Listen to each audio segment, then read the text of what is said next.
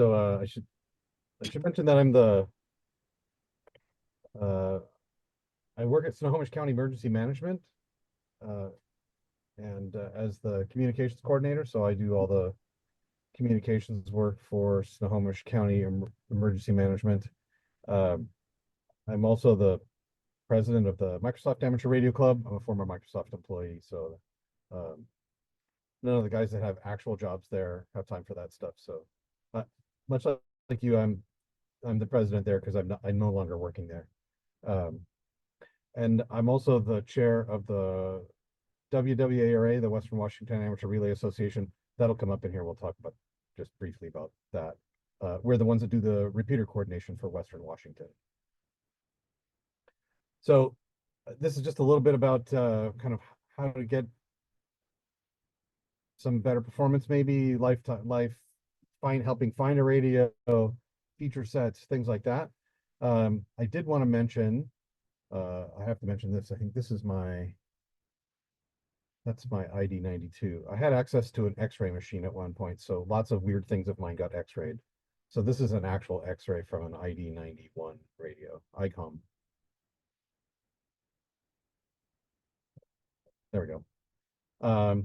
So obviously, most people are going to be familiar with a lot of this stuff. Obviously, a handheld has a bunch of good applications. Anyone who doesn't drive, if you're taking public transportation, whatever, you have some time, you've got a handheld radio that you can take with you anywhere. There are some opportunities to control a mobile radio as a crossband repeater. Kenwood has some pretty good functionality there, so you can actually operate their radios remotely. Some of these oddly, this is a feature that's been going away. It used to be pretty common in radios. Like the higher end dual band radios would let you do this, control a crossband radio or a radio in crossband repeat mode. And of course, it's always great to have as a spare, a backup, or a loaner. And they're fantastic, ultra portable field units, right? So you're at an event, you've got a radio that you can take with you anywhere. Uh, they're obviously not perfect. They have kind of severely compromised antenna systems. They have a shortened vertical antenna generally that claims to be multi-band, and there's kind of no ground. Well, the ground plane is basically the bag of salt water that's holding the radio. That's you are the ground plane. So it's not ideal. They have limited battery life now with some of the larger lithium batteries. You can get crazy long battery lives actually um, out of some of these radios. But generally it's still fixed in any case. And if you need it to run for several days, I've been watching uh, I have the TV on behind me here with all the stuff that's going on in California. If you need it to run for several days, you're going to need more than one battery. Limited power. Um, Generally, they're limited to just 5 watts. There's a 7-watt limit, I think, is the FCC limit for a VHF radio next to your head, and I think it's only 5 watts for 70 centimeters. And it's just an RF exposure function. And of course, the combination of limited power and a battery capacity and poor antenna system doesn't those 3 factors work against each other in creating a good working system. Some of them have historically there's been some poor transmit and receive audio. I am more impressed with the modern radios. The early Chinese radios had that same problem. They sounded really boxy, like you were talking through a toilet paper tube or something. But now, like you see that tiny little hole in there, that's the microphone, and they have surprisingly good audio. The quality of the audio. Still, a lot of handhelds don't have very good, very loud audio. So if you're in a noisy environment, or if you have poor hearing, the audio may not be loud enough, or there are certainly cases where if you turn the radio volume up, the audio amplifier in the radio is more capable than the actual speaker, so it starts to distort pretty badly. And of course, you can fix all of these things by plugging stuff into it, but of course, then you can plug in another antenna and an extra power supply and speaker mic and all these things. Now you have this spider web of wires coming out of it. Um, and historically, a lot of them have had small display sizes. Now, a lot of the newer ones with color screens and all that stuff, you see the display sizes are they're quite large. They're very good. I say this as someone who often needs to wear glasses to read the displays. So the display size and legibility, it can be quite important as one of the features you're looking for. And of course, so picking the right radio becomes important.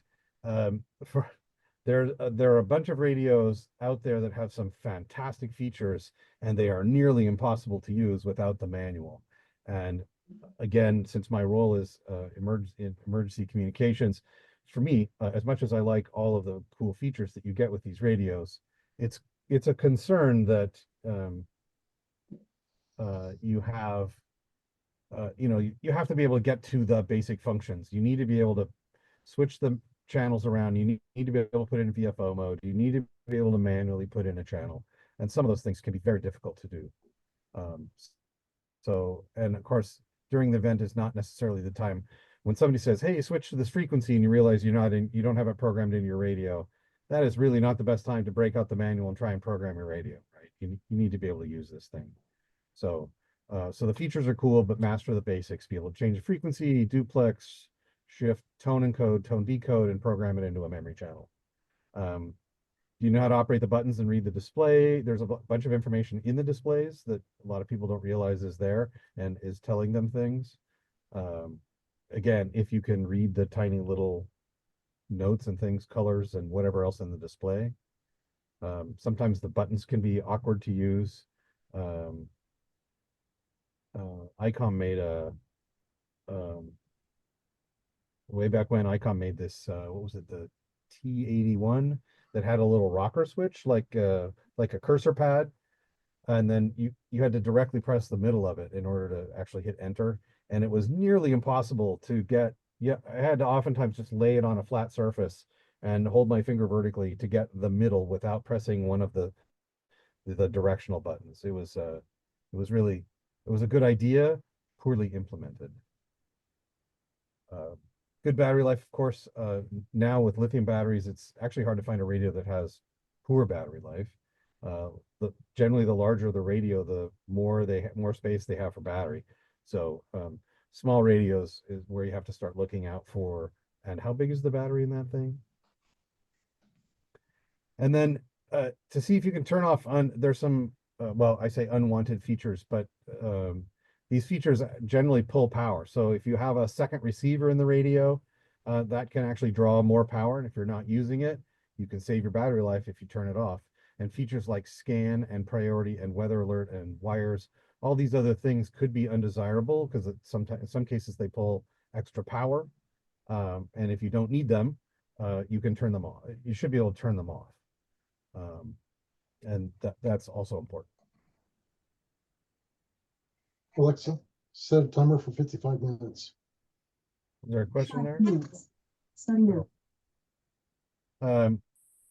One of the other features that's kind of more important over here, this is where the Western Washington Amateur Relay Association comes in. In Western Washington, we've mandated a move to narrowband. The FCC mandated it already for commercial radios, so land mobile and public safety radios had to migrate to narrowband FM or digital modes after January 2011. And the problem with that, of course, is that commercial radios don't necessarily interoperate with wideband gear. A lot of them can no longer do wideband, so you can't necessarily use a commercial radio for that. And vice versa, if you need to talk to a commercial user, so if you've got if you're trying to talk on an interoperability channel or something else, even FRS frequencies, things like that, those are all narrowband, and you have to have a radio that's capable of narrowband.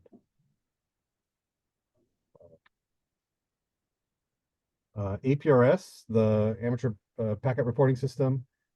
There are a number of radios that actually it's kind of a cool feature for various events, things like that, where you can actually show up on a map, and the ability to maybe send messages.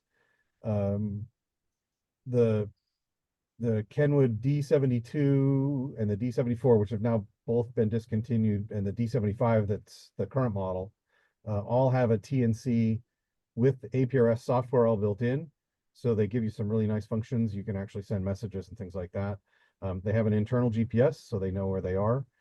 One of the things that's cool about those three radios is that they actually have a USB jack right in the side of them to connect to your PC, and that you have access to the TNC inside there. So you can actually use it for WinLink messaging as well, because it's a real live 1200 or 9600 baud TNC that you can cable into your radio, and WinLink has direct support for those radios.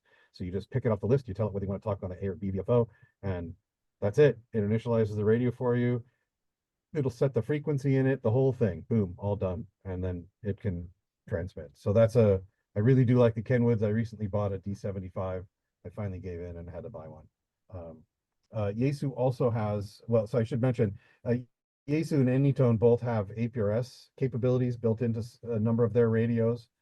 Um, the only limitation with those is that they don't have access to the TNC. So you can see kind of packets coming across, and you can get basic information like how far away they are from you, the kind of bearing and distance, but you don't get, and you can see, how fast they're moving and which direction, all that stuff. You can get it on the little display, but of course you have no mapping capability in the radio, and of course you have no way to plug it into a PC to actually get mapping or be able to use it for WinLink or anything else. So they are, in my mind, they're APRS trackers. They can beacon your position, and the information they provide back is pretty limited.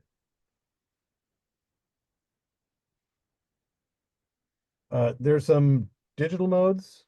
The earliest of those digital modes were D-Star and P25, APCO Project 25. ICOM is still making a full line of D-Star radios, handhelds, mobiles, base units. They all have FM capability in them as well. They all have a data jack for PC connection, and you can actually route voice calls over the internet by, they support a function called call sign routing, where you put somebody's call sign in and call them up like a cell phone, but with a call sign. Kind of fun. Project 25 was intended for really public safety. APCO is I'm never going to remember it.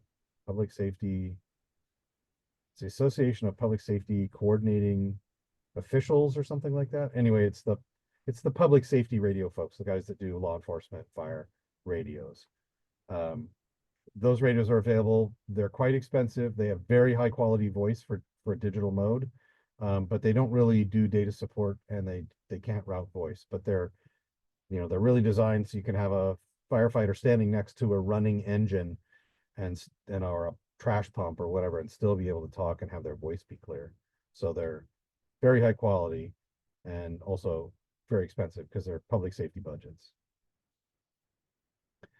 DMR is the more consumer-oriented version. There are radios from a number of manufacturers. It supports what's called 2-time slot TDMA trunking, which basically means on any one frequency, you can have two simultaneous channels. They alternate in time, and really quickly slice up your audio into little packets, and you can effectively have two people simultaneously using a repeater. And oftentimes the way it works is one is designed to talk with a local channel, while the other time slot is used for remote connections to other talk groups that are carried around the region. So Washington 1 talks Washington wide, for example.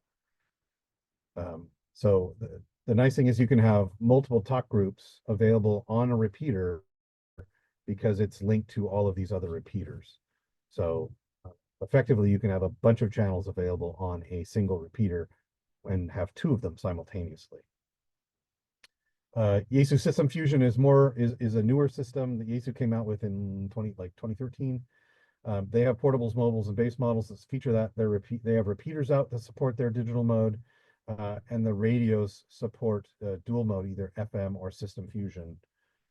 They do have high quality voice, with uh, either high performance like 9600 baud voice, or you can do voice and data. Their data is limited. Again, there's no connection for data to send like a TNC or anything, but it does technically send. You can send photos over or some other things. I'm not sure that I haven't seen any recent applications of their data. They advertised it pretty big early on, but it didn't seem particularly popular. So most antennas for handheld radios are kind of rubber ducks, and you can see they're really, this is a Motorola Staber radio, and you can see the antenna on it. Of course, it's in a big rubber coated thing, but the antenna is really nothing more than a big coil of wire. So electrically, it looks like a 19-inch whip that would be a quarter wave antenna for, for 2 meters, but physically it's this big coil, which is not as efficient. Some of these rubber ducks can be as much as minus 20 dBd. So that's 100-fold decrease in power. So if you have 5 watts in, you're only getting 50 milliwatts effective radiated power out. And most of them fall in the -8 to -10 dBd. So that's nearly a 10-fold loss. Again, there's some really small antennas that basically this is a bigger is better thing, right? The larger the antenna is, the more likely it is to perform well. One of the simple solutions is to add a counterpoise, and that's basically people maybe you've heard the term tiger tail, and all it really is a piece of stranded wire that's about 19.5 inches long for 2 meters. And if you only want to use 70 centimeters, you can get a shorter 6.5-inch one. It's 19.5 inches. You put a ring lug on the end of it, just crimp that on or solder it on. And ideally, the lug just has to slide over your antenna connector. So you take the antenna off. If you've got an SMA, for example, you can use a pretty small ring lug with this wire crimped on it. And then what you end up with is a vertical dipole. It creates that counterpoise, gives you a vertical dipole, and you can actually point the counterpoise to provide you some directionality. But it can depends on the radio design and whatever else. There's a number of factors, but it can substantially improve the performance of your system. And of course, it's super easy to carry because you can coil it up. It's just a piece of wire with a ring lug on the end of it. So you don't necessarily want to have it on there all the time. It'd be annoying to have all the time, but if you need some extra performance, it's super easy to pop the antenna off, slide this thing on, and then boom, you've got a little bit better performance.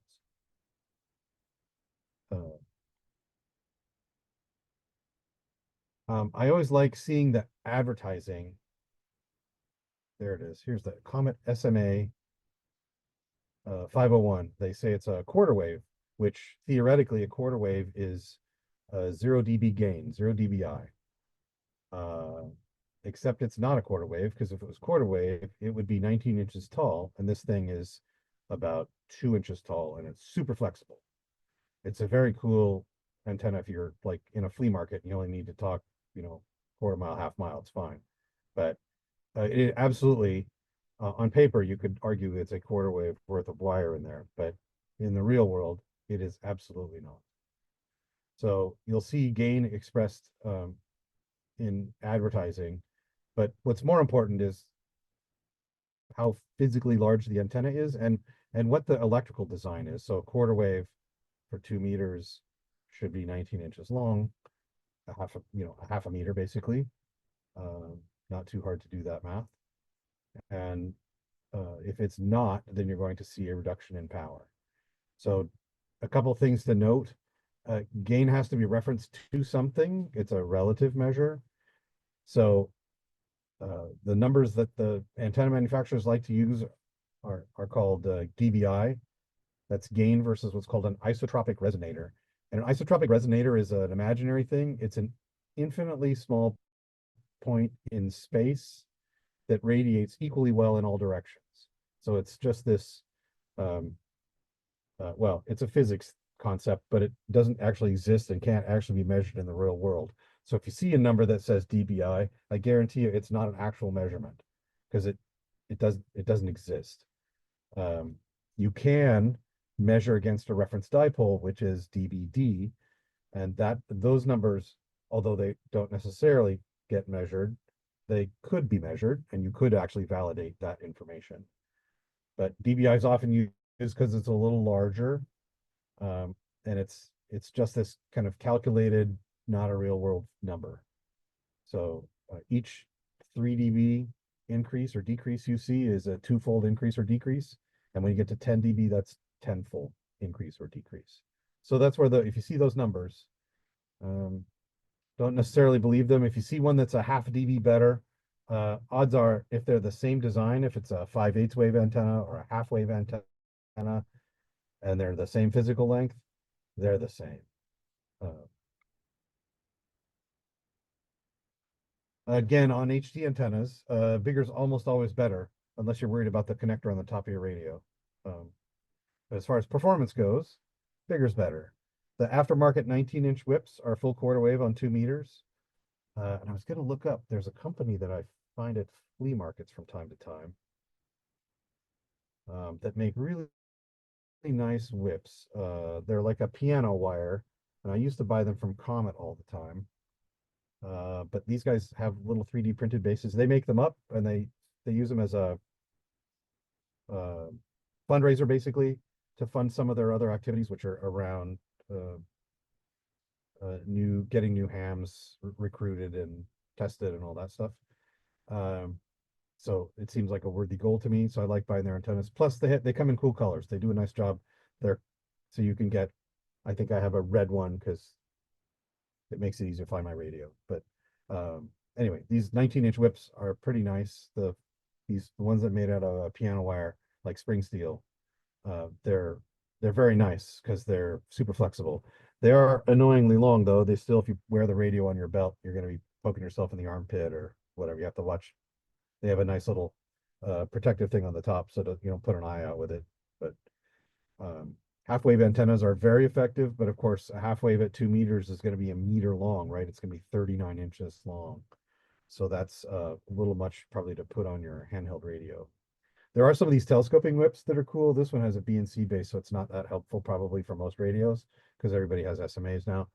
But it's when it's retracted, it's got a little load in the base. So when it's retracted, it acts like a quarter wave. And when you extend it, it's a half wave. So you can get really good performance out of that thing. So in general, a half wave with no ground plane has similar performance to a quarter wave, quarter wave with a ground plane. And that's why you see on boats, they generally use half wave antennas. Um, the idea is they can function without a ground plane, not ideally, but if you're putting an antenna on a plastic boat, you don't have much of a ground plane.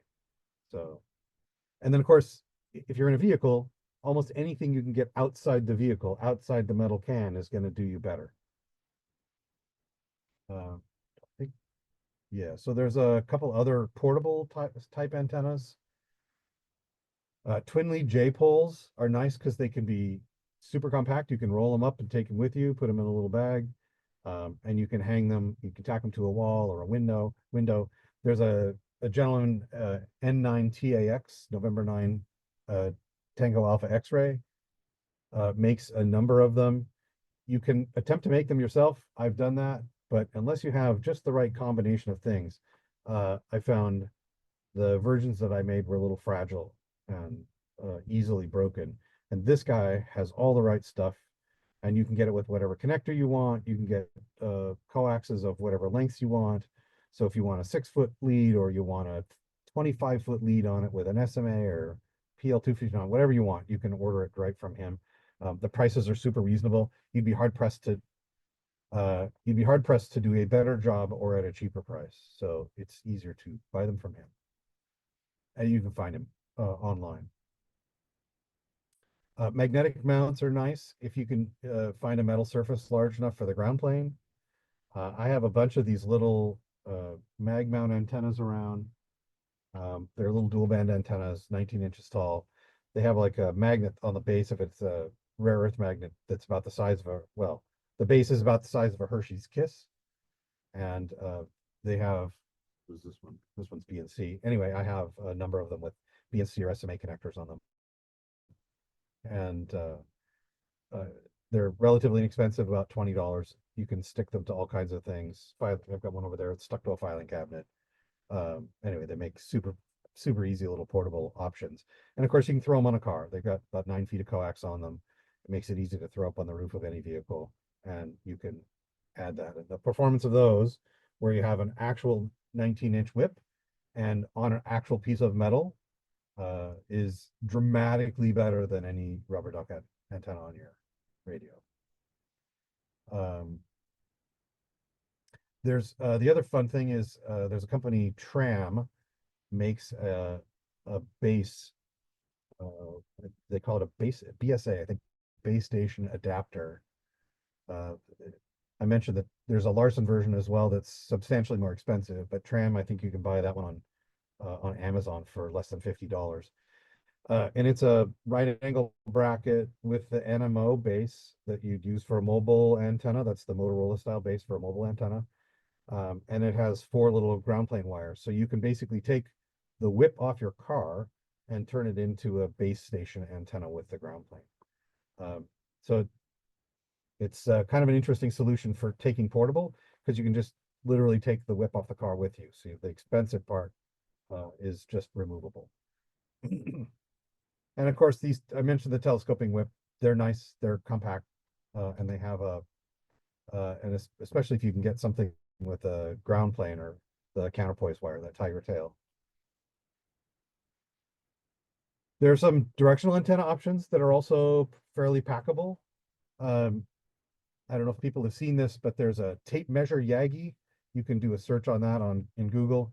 Um, and it's designed as a direction finding antenna, but it's an actual 3-element Yagi antenna with a big broad front lobe, and it has real gain. And it's basically made of some PVC pipe and some hose clamps, and uh, well, ideally use a nice tape measure tape. And so if you have some broken tape measure somewhere, you can pull it apart and steal all that stuff. The elements are relatively easy to measure because the markings are right on them. And you can make a pretty nice antenna. It's a little tough to use in the wind because it wants to flop around a lot, but it actually is a fun antenna because it has a big null in the back that you can use for direction finding. But it's a good performing antenna. Arrow makes a number of antennas that have made out of arrow shafts, and they all disassemble, and you can actually pack them up relatively compactly, so they're easy to transport. There's a company in Germany called Vimo. Well, it looks like Wemo. It's pronounced Vimo in German. They have what they call a window quad, and if you look at the version on the right there, it's the two squares. Well, it's 2 big squares. The outer square is a quad antenna for 2 meters, and the one in the upper left corner there is a quad for 70 centimeters. And then you have 2 little matches and a BNC connector on there. And it comes with little suction cups so you can stick it to the window, and some hooks like you'd hang Christmas lights with or something. Anyway, it snaps together and it all folds down into this relatively compact form factor. So it's easy to transport, and it's super easy to like hang in a hotel window or something like that. But it lets you put the antenna right at the window, and it actually has some gain going through the loop, and it's a pretty nice antenna actually. It's really well done, and it's a good performing antenna. So batteries. We don't have too much in the way of nickel cadmium or nickel metal hydride batteries anymore. Everybody's gone to lithium, or you still have alkaline battery packs. And you can see that the alkaline batteries actually perform, they have good life, that's capacity. The only issue with them is that you can see the cell voltage is less. So oftentimes when you have a replaceable AA battery pack, which is nice, you have a lower voltage, so you end up with less output. So you have to be a little careful with that. So you won't have your full 5 watts. You might only have a 1.5 watts, for example, depending upon how the pack is organized for you for a particular radio. The good news is the self-discharge rates of both alkaline and lithium-ion batteries are the longest of those lines, and so what I find easiest is simply to buy an extra lithium ion battery pack for mine. Most of my radios have pretty good sized batteries on them. And if I just have a good spare, I get really long life. And they can sit around on the shelf unused. And when I grab those radios, they still have useful capacity. So that is, you can see the old NiCads nickel metal hydride batteries. Boy, those things went dead pretty fast. They just internally they self-discharge really quickly.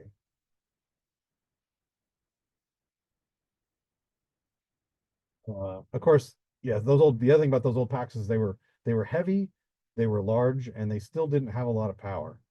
And of course, high power, if you're transmitting at 5 watts all the time, it quickly drains your power. So a busy 8-hour shift could drain 2 packs of those modest size batteries. The newer lithium ion batteries can be quite large. Again, some of the smaller ones are 1200 milliamp hours, and that might get you through like an 8-hour shift operating. But you can also find some that are larger. A lot of the radios have large and small packs available, or they have third-party battery packs that are significantly larger than the OEM pack. Um, this is where the recommendation, kind of the classic recommendation, is to look at a AA pack. The trick with that is you want to make sure it's the same, it gives you the same voltage, you have the same power output, because a lot of them provide less output. And of course, you want to recharge regularly. So you make sure they're topped off and then kind of store, cool, dry place, right? The standard recommendation. If you need more power, it's pretty easy to find smaller sealed lead acid or gel cell batteries they come out of UPSs or medical equipment or alarm panels or there's a lot of companies that just replace these on a schedule. So the batteries are still actually 80% of their capacity, or whether they still have a large capacity, but especially medical equipment, you don't want to mess around with it. Not It's not fantastic.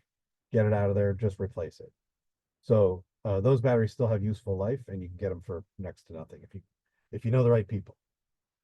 Uh, the the lithium iron phosphate batteries are very effective, and the prices are coming down dramatically. I bought some really large batteries, 200 amp hour batteries in the past few years, and the prices are not quite half what they were just 5 years ago, but they're substantially less.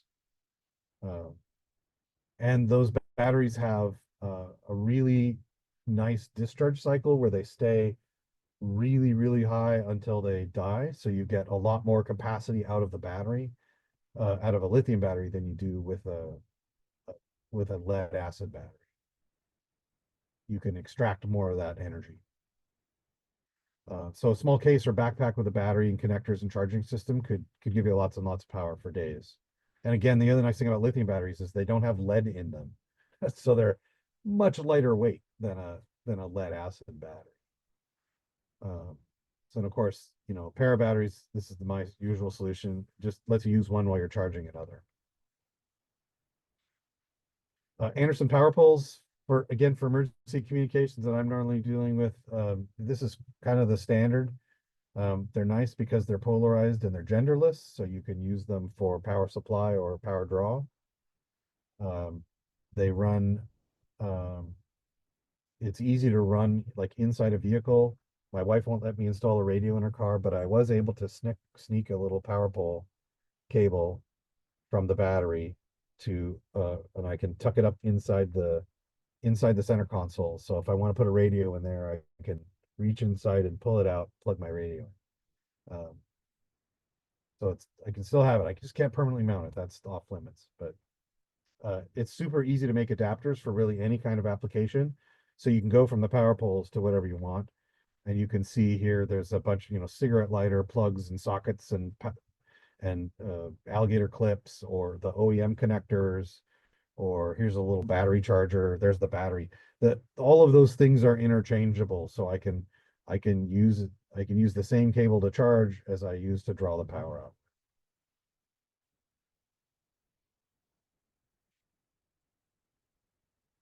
Um, the other thing that can be helpful is to actually verify the integrity of the battery. They do deteriorate over time, and sometimes it's hard to tell if you have a good battery. There's the this KDEX device on the bottom there is actually designed for battery packs. You can put them in there, and they've got these weird little adapter cups that you can use to test your battery capacity.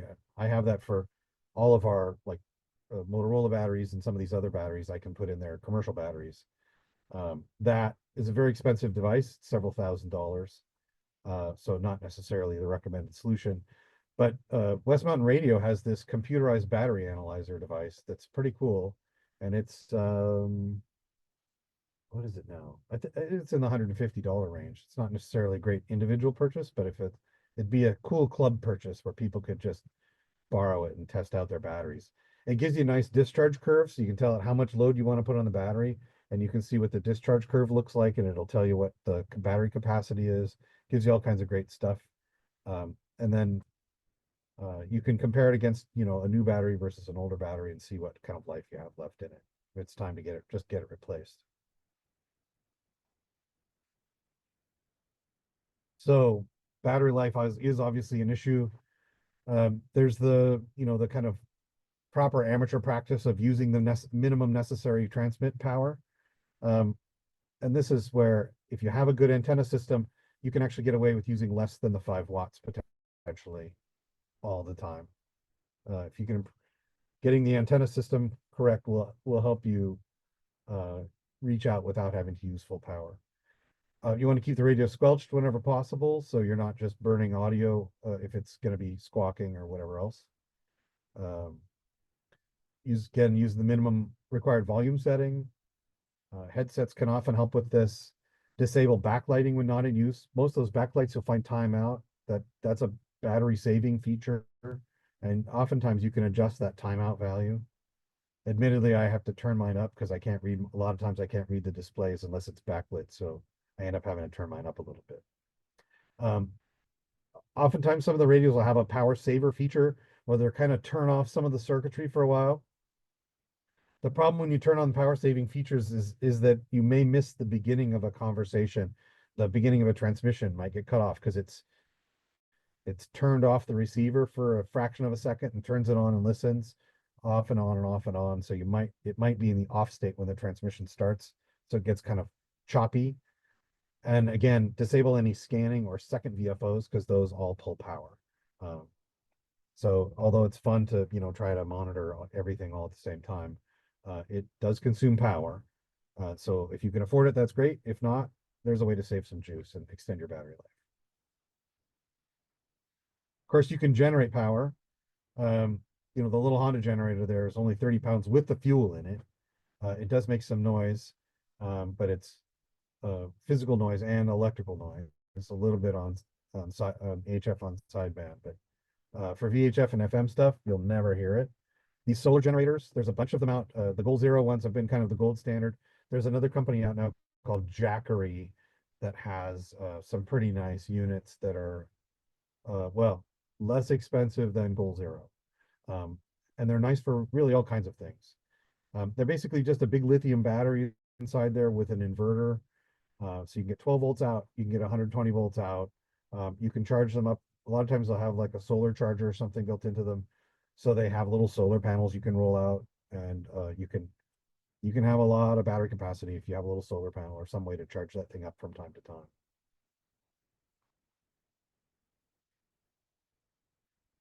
Again, audio, the best, the trick with putting a radio, there's a couple issues when you wear a radio on your belt. One is it's next to your body, so your body is shielding the antenna. But the other thing is it's not a great way to hear it because the audio is just blasting off to the side, and it's not near your ear. So getting the microphone up next to your mouth and the speaker element near your ear is a way to really eliminate a lot of this kind of notorious bad audio that handsets have. They're also important in a high noise environment. If you're actually doing an event, parades, things like that, always, you've got a lot of bands or whatever noise making things, motorcycles, cars that are noisy, having those headsets on there can be really, really helpful.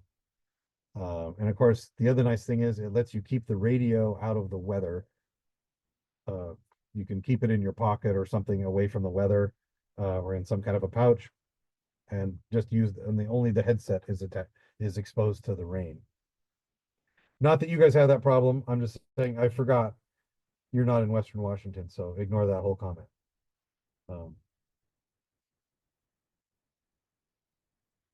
Um, so program and go. I was going to get the, sorry, I was going to grab the URL for this. Um, there's a, the best way is to look to your local repeater coordinating body, which is also Inland Empire for you guys, and get the list of frequencies.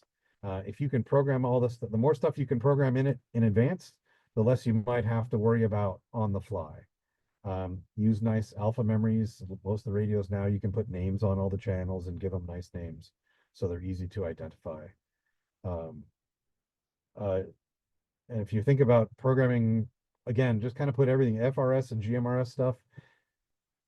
Obviously, it's not, I'm not going to tell you to transmit on it necessarily, but that's not necessarily the best plan. But it's nice, construction crews, all these other guys use that stuff. And I found if you're sitting there waiting, you can flip around and you can listen to the guys that are running the flaggers and all that stuff. You can pick them up. Uh, Putting in the weather channels, TV not so helpful anymore, but sometimes there's translators that might be in the clear. A lot of radios support aircraft, so you can put in your local airports. Marine frequencies. There's a bunch of weird itinerant frequencies. There's some public service interoperability channels. There's a book called the NIFOG. People have heard of it. It's the National Interoperability Field Operations Guide. I was going to see if I had one here handy. Anyway, you can download that thing off the internet, and it has a whole bunch of interoperability channels. Oh, I didn't mention MERS. MERS, there's 5 channels on VHF called MERS, the multi-use radio system. Those are available for, they're licensed by rule, so there's no license for them. Those are also handy interoperability channels for, for other people that don't have licenses. Programming software makes this much simpler. Most of the radio manufacturers have their own software, and it's generally free from the manufacturer. It's oftentimes when you use it, you understand exactly why it's free. It's often not very good. RT Systems makes some. I've been reluctant to buy their software in the past because I'll just struggle with chirp or something else. But with a couple of these more sophisticated radios, I mentioned that Kenwood D75. That radio is complicated enough that it's really helpful to have the RT System software. It definitely makes it easier to program all the million features in that thing. One of the things I want to mention, if the radio can transmit out of band, so like the Chinese radios, for example, they're not technically ham radios. They're generally Part 90 radios.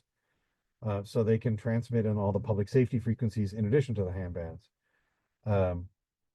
If you're using if you're using something, if you program in something like the weather channel, for example, or any public safety frequencies, I would make sure that you either enable there's a transmit inhibit option usually available so that you can't possibly transmit on that frequency, or the other solution, this is my dumb solution, but it works quite well, is to simply add a huge negative split so that if you do accidentally key that radio, it ends up keying in the ham band and not on whatever channel.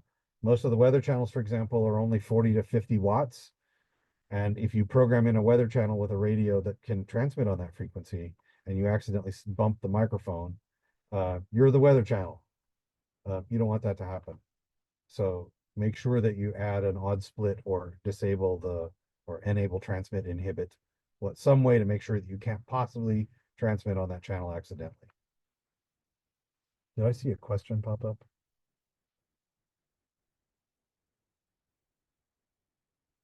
There you go. New version of the knife hog. Yeah, I don't know why. The promise of the app was that you could always have the latest version, except that that is not the way it works. So yeah, the PDFs are always out first.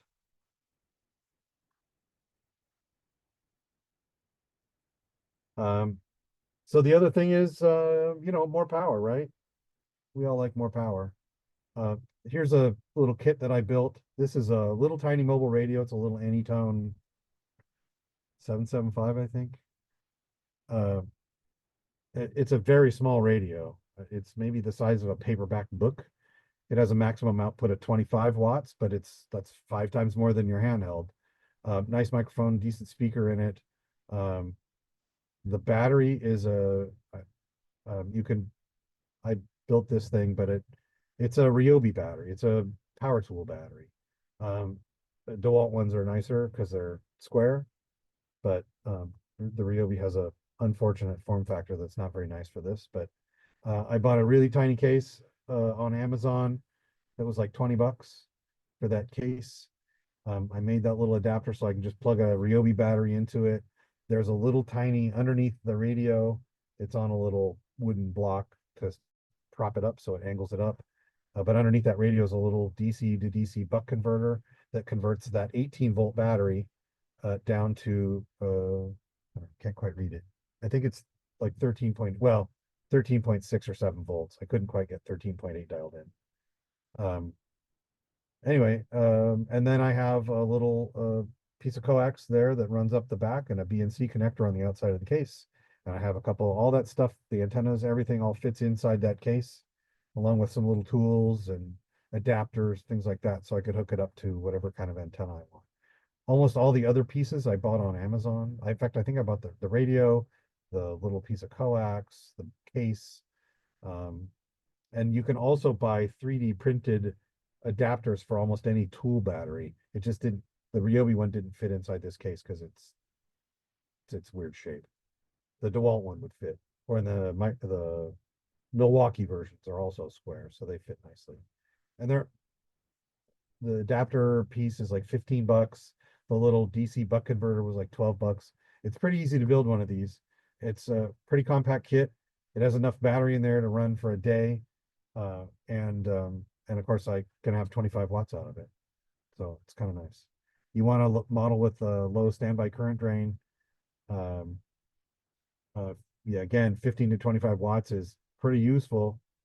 Um, you get better audio generally because you've got a nice big speaker and a microphone instead of the little tiny, a lot of the ones in your handhelds are only like an inch across. I'm amazed that they produce the quality audio that they do. And of course, it can be easier to use because you've got nice big buttons and a big display. Um, and of course, you can add an amplifier to an HT, but they're really not designed for like high duty cycle where this might be a little better for that.